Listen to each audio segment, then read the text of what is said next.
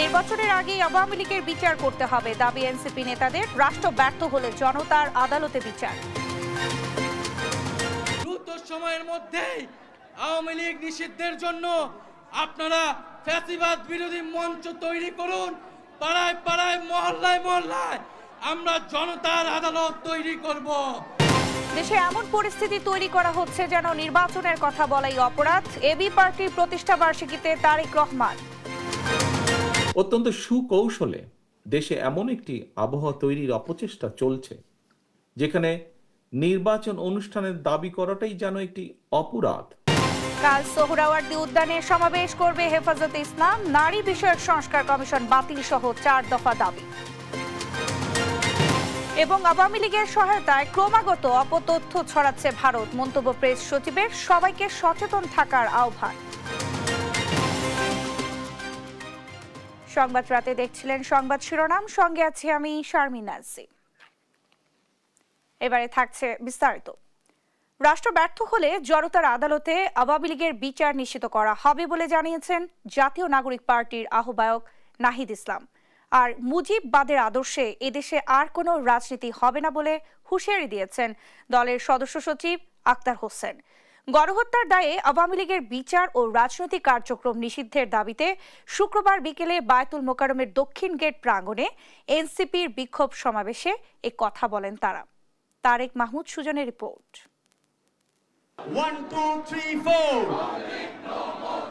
গণহত্যার দায়ে আওয়ামী লীগের বিচার ও রাজনৈতিক কার্যক্রম নিষিদ্ধের দাবিতে শুক্রবার বিকেলে বায়তুল মোকাররম এলাকায় বিক্ষোভ সমাবেশ করে জাতীয় নাগরিক পার্টি এনসিপি। সমাবেশে বক্তারা প্রশ্ন তোলেন, কত মানুষকে হত্যা করলে একটি সন্ত্রাসী দল নিষিদ্ধ হয়? হুঁশিয়ারি দিয়ে বলেন, শহীদদের রক্তের উপর দাঁড়িয়ে আওয়ামী লীগ রাজনীতি করতে পারবে না। তাগিদ দেন নির্বাচনের আগে বিচার ও মৌলিক সংস্কার নিশ্চিতের। আর কত বাংলাদেশের মানুষকে নিষ্পেষণ করলে একটা দলের নিবন্ধন বাতিল করা হবে?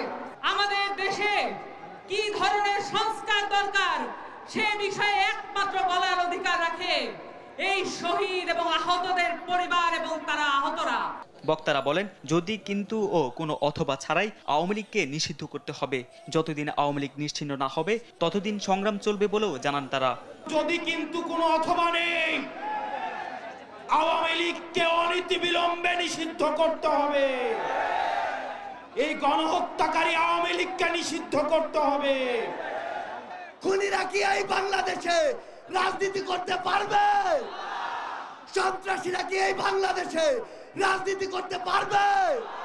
রাষ্ট্র ব্যর্থ হলে জনতার আদালতে আওয়ামী লীগের বিচার নিশ্চিত করা হবে বলে জানান জাতীয় নাগরিক পার্টির আহ্বায়ক নাহিদ ইসলাম। আর মুজিববাদের আদর্শে এদেশে আর কোনো রাজনীতি হবে না বলে হুঁশিয়ারি দেন দলের সদস্য সচিব আক্তার হোসেন। আওয়ামী লীগ নামে, নৌকা মার্কার নামে, মুজিববাদী আদর্শের নামে বাংলাদেশে কোনো রাজনীতি চলতে পারে না। আওয়ামী লীগ কোনো আর রাজনৈতিক দল নয়। আওয়ামী লীগ একটি ফ্যাসিস্ট সন্ত্রাসী সংগঠনে পরিণত হয়েছে। আওয়ামী লীগের রাজনীতি করার আর কোনো আলোচনার প্রশ্ন থাকে না। যদি এই সরকার বিচার নিশ্চিত করতে ব্যর্থ হয় তবে আমরা বসে থাকবো না। জনতার আদালতে আওয়ামী লীগ এবং ফ্যাসিজমের বিচার নিশ্চিত করা হবে।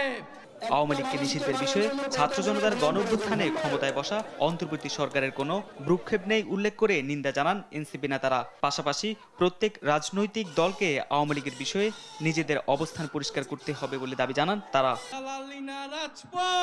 তারেক মাহমুদ সুজন, দেশ টিভি, ঢাকা। রাজনৈতিক দলগুলোকে অবজ্ঞা করে রাজনীতিকরণের চেষ্টা করলে গণতন্ত্র হুমকির মুখে পড়বে। এবি পার্টির প্রতিষ্ঠা বার্ষিকীর আলোচনায় এই মন্তব্য করেছেন বিএনপির ভারপ্রাপ্ত চেয়ারম্যান তারেক রহমান। বলেন, সুকৌশলে দেশে এমন আবহ তৈরির চেষ্টা চলছে যেন নির্বাচনের কথা বললেই অপরাধ। সংবিধান লঙ্ঘনকারী পতিত স্বৈরাচারের বিরুদ্ধে সরকার কি ব্যবস্থা নেয় তা জনগণ জানতে চায় বলেও মন্তব্য করেন তিনি। নিয়াজ মোর্শেদের রিপোর্ট জানাচ্ছেন মোহাম্মদ সাকিব। শুক্রবার সকালে এবি পার্টির পঞ্চম প্রতিষ্ঠা বার্ষিকী উপলক্ষে জাতীয় প্রেস ক্লাবের অডিটোরিয়ামে আয়োজন করা হয় আলোচনা সভার। আলোচনা সভার শুরুতেই শুভেচ্ছা বক্তব্য দেন এবি পার্টির সাধারণ সম্পাদক। এই সময় বিভিন্ন রাজনৈতিক দলের নেতারা প্রয়োজনীয় সংস্কার শেষে দ্রুত নির্বাচন দেওয়ার আহ্বান জানান। প্রধান অতিথি হিসেবে বিএনপির ভারপ্রাপ্ত চেয়ারম্যান তারেক রহমান ভার্চুয়ালি যুক্ত হয়ে বলেন, কিতাবি বা পুঁথিগত সংস্কার দিয়ে স্বৈরাচার ঠেকানো যায় না, তাই পলাতক স্বৈরাচার আর তার দোসররা যেন আর মাথাচাড়া দিয়ে উঠতে না পারে, সেটাই হবে আগামীর রাজনৈতিক বন্দোবস্ত। পরাজিত তাবেদার অপশক্তি, তাদের দোসররা আর যেন মাথা ছাড়া দিয়ে উঠতে না পারে, সেটিই হোক বাংলাদেশের আজ এবং আগামী দিনের রাজনৈতিক বন্দোবস্ত। তিনি বলেন, সুকৌশলে দেশে এমন আবহ তৈরির চেষ্টা চলছে যেন নির্বাচনের কথা বললেই অপরাধ। অত্যন্ত সুকৌশলে দেশে এমন একটি আবহাওয়া তৈরির অপচেষ্টা চলছে যেখানে নির্বাচন অনুষ্ঠানের দাবি করাটাই যেন একটি অপরাধ। জাতীয় নির্বাচন অনুষ্ঠান নিয়ে অবজ্ঞাসূচক বক্তব্য, মন্তব্য কিন্তু পলাতক স্বৈরাচারকেই আনন্দ দেয়। এছাড়া তিনি আরো বলেন, রাজনৈতিক দলগুলোকে অবজ্ঞা করে বিরাজনীতিকরণের চেষ্টা করলে গণতন্ত্র হুমকির মুখে পড়বে। স্বৈরাচার বা ফ্যাসিবাদী শাসন আমলে সবশেষ দ্রুত নির্বাচনের রোডম্যাপ ঘোষণারও দাবি জানান তিনি। মোহাম্মদ সাকিব, দেশ টিভি, ঢাকা। অন্তর্বর্তী সরকারের দেয়া আরাকানদের মানবিক করিডোর সামরিক করিডোর পরিণত হবে কিনা তা এখন জনগণের প্রশ্ন। আর সংস্কার যাই হোক, তাতে জনগণের মতামত নিতে হবে। এছাড়া অন্তর্বর্তী সরকার যতই ভালো হোক না কেন, অনির্বাচিত সরকার বেশি দিন থাকলে দেশে সংকট বাড়বে। এবি পার্টির ৫ম প্রতিষ্ঠা বার্ষিকীর আলোচনা সভায় অংশ নিয়ে বিভিন্ন রাজনৈতিক দলের নেতারা এইসব কথা বলেন। বিস্তারিত জানাচ্ছেন নিয়াজ মোর্শেদ। শুক্রবার সকালে এবি পার্টির প্রতিষ্ঠাবার্ষিকী উপলক্ষে আলোচনা সভার আয়োজন করা হয় জাতীয় প্রেস ক্লাবে। সভা শুরু হওয়ার প্রথমেই শুভেচ্ছা বক্তব্য দেন এবি পার্টির সাধারণ সম্পাদক আসাদুজ্জামান ফুয়াদ। তিনি বলেন, 25-এর সমস্যা 71-এর রাজপথ দিয়ে সমাধান হবে না। বাংলাদেশের 25-এর সমস্যা 25-এর আলোকে সমাধান করতে হবে। 25-এর সমস্যা 71-এর রাজপথ দিয়ে আলোচনা সমাধান করা যাবে না। আলোচনা সভায় অংশ নেন বিভিন্ন রাজনৈতিক দলের সিনিয়র নেতৃবৃন্দ। তারা বলেন, সরকারের দেয়া মানবিক করিডোর ভবিষ্যতে সামরিক করিডোরে পরিণত হবে কিনা প্রশ্ন জনগণের। সেই সঙ্গে প্রধান উপদেষ্টাকে রাজনৈতিক দলগুলোর সঙ্গে দূরত্ব না বাড়ানোর আহ্বান জানান। জাতীয় নিরাপত্তার প্রশ্ন আছে, মানবিক করিডোর ভবিষ্যতে সামরিক করিডোরে পর্যবেসিত হবে কিনা, নাগরিকদের মধ্যে, জনগণের মধ্যে সেই প্রশ্ন ইতিমধ্যে উত্থাপিত হয়েছে। নির্বাচনের কথায় এই জায়গাটা তো আমাদের সবাইকে একত্রিত হতে হবে।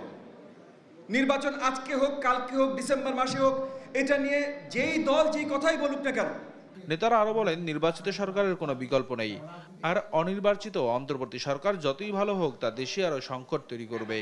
অনির্বাচিত কিংবা এই ধরনের ইন্টারিম গভর্নমেন্ট যতই ভালো হোক, সেটা দেশের জন্য আরো নানান সংকট তৈরি করবে। ফ্যাসিবাদী শেখ হাসিনার যে রাজনৈতিক প্রধান দর্শন ছিল, যে বাংলাদেশকে বিভক্ত করা এবং বাংলাদেশকে বিভক্ত করে দেশের মানুষের মধ্যে এমন একটা সংঘাত তৈরি করা যাতে দেশটা কখনোই শান্ত হতে না পারে। জনগণের ম্যান্ডেটই আসল কথা। কাজে আমরা যা সংস্কার করব, যা রূপান্তর করব, শেষ পর্যন্ত যেহেতু জনগণই বাংলাদেশে কিংবা একটা রিপাবলিকে ক্ষমতার কেন্দ্র, সেই জনগণের ম্যান্ডেট গ্রহণ করতে হবে। তাই দ্রুত প্রয়োজনীয় সংস্কার শেষ করে নির্বাচনের রোডম্যাপ ঘোষণার দাবি জানান তারা। নিয়াজ মোর্শেদ, দেশ টিভি, ঢাকা। নারী সংস্কার কমিশনে কোরআন বিরোধী প্রতিবেদন থাকায় তা বাতিল সহ 4 দফা দাবিতে রাজধানীর সোহরাওয়ার্দী উদ্যানে সমাবেশ করবে হেফাজতে ইসলাম বাংলাদেশ। শনিবার সকালে এই সমাবেশ সফল করতে প্রস্তুতি প্রায় শেষ। কর্মী সমর্থকরা সারা দেশ থেকে রওনা দিয়েছেন বলে জানান সংগঠনটির নেতারা। এনআই নাহিদের প্রতিবেদন। রাজধানীর সোহরাওয়ার্দী উদ্যানে শনিবারের সমাবেশ ঘিরে শেষ মুহূর্তের প্রস্তুতি নিচ্ছে হেফাজতে ইসলাম বাংলাদেশ। দেশের বিভিন্ন প্রান্ত থেকে এরই মাঝে রওনা দিয়েছেন কর্মী সমর্থকরা। নেতাদের আশা, এই সমাবেশের মধ্য দিয়ে নতুন উদ্যমে যাত্রা করবে সংগঠন। সারা বাংলাদেশ থেকে ইতিমধ্যে হাজার হাজার তাওহীদি জনতা, ধর্মপ্রাণ মানুষ, শান্তিকামী মানুষ রওনা হয়ে গেছে। তারা মধ্যরাত কিংবা সকালের সুবহে সাদিকের আগে ঢাকায় এসে পৌঁছে যাবে। ঢাকার মানুষ, ঢাকার আশেপাশের মানুষ ফজরের পরে রওনা হবে এবং আমাদের একটা বিশ্বাস, একটা বড় ধরনের সমাবেশ হবে, জমায়েত হবে। এবং আমরা মনে করি যে আমরা যে যৌক্তিক দাবিগুলো নিয়ে এই সমাবেশের আয়োজন করছি, অন্তর্বর্তীকালীন সরকার আমাদের দাবিগুলো মেনে নেবেন। 2013 সালের শাপলা চত্বর সহ দেশের বিভিন্ন স্থানে সংঘটিত গণহত্যার বিচার, ফেসিবাদের আমলে দায়েরকৃত সব মিথ্যা মামলা প্রত্যাহার, নারী বিষয়ক সংস্কার কমিশনের কোরআন বিরোধী প্রতিবেদন বাতিল এবং কমিশন বিলুপ্ত করা সহ 4 দফা দাবিতে এ সমাবেশ অনুষ্ঠিত হবে বলে জানান হেফাজতে ইসলামের যুগ্ম মহাসচিব মাওলানা মামুনুল হক। এই নারী সংস্কার কমিশন বাংলাদেশের নারী সমাজের আদৌ প্রতিনিধিত্ব করছে না এবং তাদের ঘৃণ্য উপস্থাপিত এই প্রস্তাবনা, যেটা সরাসরি আল্লাহর কোরআনকে কটাক্ষ করি এবং ইসলামকে সরাসরি আক্রমণ করে এই প্রস্তাবনা উপস্থাপন করা হয়েছে। এই জন্য মূলত আমাদেরকে এই প্রস্তাবনার বিপক্ষে এবং এই ধরনের জঘন্যতম কটাক্ষপূর্ণ ধর্মীয় অনুভূতিতে আঘাতকারী প্রস্তাবনা উপস্থাপনের দায়ে এই কমিশন বাতিল ইত্যাদি দাবিগুলো নিয়ে আগামীকালকের মহাসমাবেশ। সংগঠনটির আমির আল্লামা শাহ মুহিবুল্লাহ বাবুনগরীর সভাপতিত্বে শনিবার সকাল 9টায় শুরু হবে সমাবেশ। NI নাহিদ, দেশ টিভি, ঢাকা। নির্বাচনকে সামনে রেখে আওয়ামী লীগের সহায়তায় ভারতীয় গণমাধ্যম বাংলাদেশ নিয়ে অপপ্রচার ছড়াচ্ছে বলে মন্তব্য করেছেন প্রধান উপদেষ্টার প্রেস সচিব শফিকুল আলম। আর অতীতের যে কোনো সময়ের চেয়ে দেশের মানুষ বর্তমানে সবচেয়ে বেশি মত প্রকাশের স্বাধীনতা ভোগ করছেন বলেও জানান তিনি। শুক্রবার চট্টগ্রামে আলাদা দুটি অনুষ্ঠানে যোগ দিয়ে এসব কথা বলেন তিনি। AKM নাজিমের পাঠানো রিপোর্ট জানাচ্ছেন শামীম হোসেন। শুক্রবার দুপুরে চট্টগ্রাম প্রেস ক্লাবে জুলাই বিপ্লব পরবর্তী বাংলাদেশ গণমাধ্যমের চ্যালেঞ্জ বিষয়ক আলোচনা সভায় অংশ নেন প্রধান উপদেষ্টার প্রেস সচিব শফিকুল আলম। তিনি বলেন, নির্বাচনকে সামনে রেখে ভারতীয় গণমাধ্যমে অপপ্রচার বাড়ছে। এই বিষয়ে সবাইকে সজাগ থাকার আহ্বান জানান তিনি। আওয়ামী লীগের পান্ডারা এবং ওই দিক থেকে ইন্ডিয়ান মিডিয়া এরা তো আরো করবে, আরো তারা এই আমাদেরকে টার্গেট করে এই কাজগুলো করবে। আমরা চাই UN একটা ইন্ডিপেন্ডেন্ট প্যানেল করে, যে যেমন শাপলার যে হত্যাকাণ্ড হলো বা মাওলানা সাইদির মৃত্যুর ভার্ডিক্টের পরে যে ভয়ানক ম্যাসাকার হয়েছে, এই সময় আমাদের জার্নালিজমটা কেমন ছিল। বিকেলে চট্টগ্রাম সার্কিট হাউসে সমসাময়িক বিষয়ে সাংবাদিকদের সঙ্গে কথা বলেন তিনি। বলেন, শেখ হাসিনা বাংলাদেশের অর্থনীতিকে ভঙ্গুর পরিস্থিতিতে রেখে গেছেন। সেই অর্থনীতিকে চাঙ্গা করা অন্তর্বর্তী সরকারের অন্যতম লক্ষ্য। সেজন্য যেসব সংস্কার প্রয়োজন সেগুলো শেষ করে নির্বাচন দেবে সরকার। ইন্টারিম গভর্নমেন্টের মূল ম্যান্ডেট হচ্ছে রাষ্ট্র সংস্কার করা। এই রাষ্ট্র সংস্কারের মধ্যে রাষ্ট্রের ইকোনমিক সংস্কারটা মূল, one of the major areas. তো সেই জন্যই যাতে যেই সমস্ত জায়গায় সংস্কার করলে জব তৈরি হবে, যে সমস্ত জায়গায় সংস্কার করলে আমার ইকোনমি ফুলে ফেপে উঠবে, অনেক বড় জায়গায় যাবে, সেটা তো এটা আমাদের একদম বড় রকমের কাজ। এটা একদম না। আর ইলেকশনটা অবশ্যই আমরা সব কাজ শেষে আমরা ইলেকশন দিয়ে একটা ডেমোক্রেটিক ট্রানজিশন করে একটা ইলেক্টেড গভর্নমেন্টের কাছে ক্ষমতা রেখে আমরা চলে যাব। গণমাধ্যমে নতুন করে যে 1,10,000 রোহিঙ্গা গেল 3 মাসে প্রবেশের কথা বলা হচ্ছে, সেটিকে বিভ্রান্তিকর বলেও জানান প্রধান উপদেষ্টার প্রেস সচিব। নিউজ ডেস্ক, দেশ TV. BNP chairperson Begum Khaleda জিয়ার পুত্রবধূ এবং দলের ভারপ্রাপ্ত চেয়ারম্যান তারেক রহমানের স্ত্রী ডাক্তার জুবাইদা রহমানের নিরাপত্তা চেয়ে পুলিশের মহাপরিদর্শককে চিঠি দিয়েছে বিএনপি। বিএনপি চেয়ারপারসনের একান্ত সচিব ABM আব্দুস সাত্তার সই করা চিঠিতে বলা হয়, শহীদ রাষ্ট্রপতি জিয়াউর রহমানের পরিবারের সদস্য হিসেবে ডাক্তার জুবাইদা রহমানের জীবনের নিরাপত্তার ঝুঁকি রয়েছে।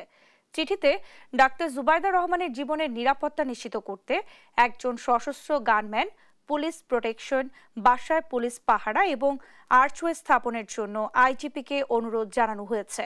আগামী সোমবার বিএনপি চেয়ারপারসন বেগম খালেদা জিয়ার সঙ্গে লন্ডন থেকে দেশে ফিরবেন ডাক্তার জুবাইদা রহমান। ব্রাহ্মণবাড়িয়ার আখাউড়া পৌরসভার দুর্গাপুর গ্রামের একমাত্র ঐতিহ্যবাহী খেলার মাঠে ভূমি অফিস নির্মাণের উদ্যোগের প্রতিবাদে মানববন্ধন ও অবস্থান কর্মসূচি পালন করেছেন স্থানীয়রা। শুক্রবার বিকেলে দুর্গাপুর টানপাড়া সরকারি প্রাথমিক বিদ্যালয় সংলগ্ন মাঠে এই কর্মসূচির আয়োজন করে স্থানীয় কয়েকটি ক্রীড়া সংগঠন।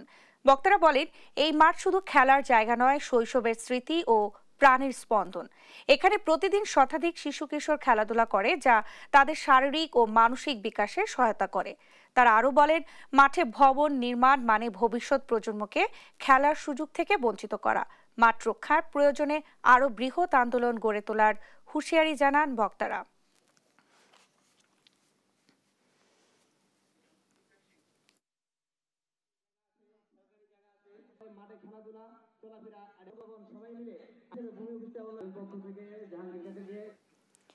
নতুন প্রজন্মের বিজ্ঞান মনস্ক চেতনাকে আরও সমৃদ্ধ করার প্রত্যয়ে প্রতি বছরের ন্যায় এবারও পূবালী ব্যাংক পিএলসি এর সহযোগিতায় রাজধানীর নটরডেম কলেজে অনুষ্ঠিত হয়েছে নটরডেম বার্ষিক বিজ্ঞান মেলা ও সাধারণ জ্ঞান প্রতিযোগিতা।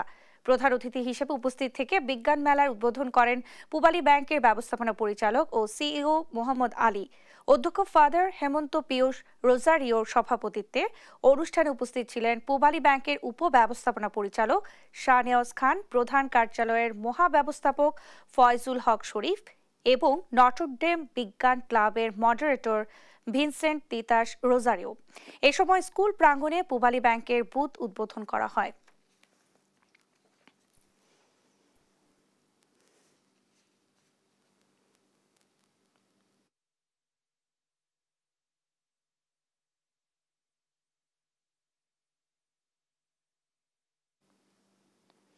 শ্রীনগর উপজেলার বাগড়া ইউনিয়নের বাগড়া জিও বাসুদেব মন্দিরে হিন্দু সম্প্রদায়ের ধর্মীয় উৎসব এক নাম কীর্তন অনুষ্ঠান পরিদর্শন করেছেন বিএনপি জাতীয় নির্বাহী কমিটির স্বেচ্ছাসেবক বিষয়ক সম্পাদক মীর শরফত আলী সপু।